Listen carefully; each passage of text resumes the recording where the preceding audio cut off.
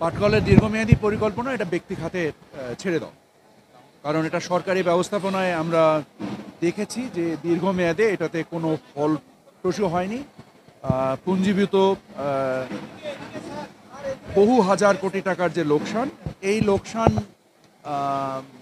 সরকারি ব্যবস্থাপনায় এটা সম্ভব না। ব্যক্তি খাতে আসলে আমরা যেমন এখানে দেখছি যে জুট এবং জুতো একসাথে মিলিয়ে তারা একটা ব্যবসায়িক পরিকল্পনার কাজ করছে, এবং যেটা এই ধরনের উদ্ভাবনী কর্মকাণ্ড সরকারি খাতে সম্ভব নয়।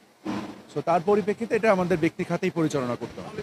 আমরা গত সপ্তাহে একটা টেক্সটাইল মিল কুড়িগ্রামে আমরা বেসরকারি মালিকানায়, ঠিক গভর্নমেন্ট এটা লিজ, দীর্ঘমেয়াদী লিজ প্রক্রিয়া যাচ্ছে, এটা মালিকানার কোনো হস্তান্তর হচ্ছে না।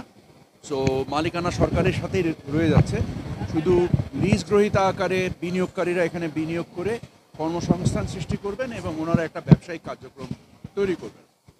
এবং আমরা জুট মিল সম্ভবত এই সপ্তাহে আমরা আরও 3টে ব্যক্তি খাতে লিজ হস্তান্তর প্রক্রিয়া সম্পন্ন করব বলে আশা করছি।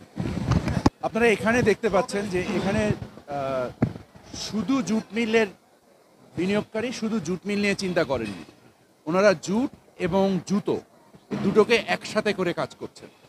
সো যেসব আপনারা যদি বাংলাদেশের যে পরিমাণ পাট উৎপন্ন হয় আর বাংলাদেশে যে পরিমাণ জুট মিল আছে, এটার জন্য যে পরিমাণ পাটের দরকার, সমস্ত জুট মিল যদি 100% ক্যাপাসিটিতে চলে, তাহলে বাংলাদেশের জুটের ফলন 3 গুণ বাড়াতে হবে। এই মুহূর্তে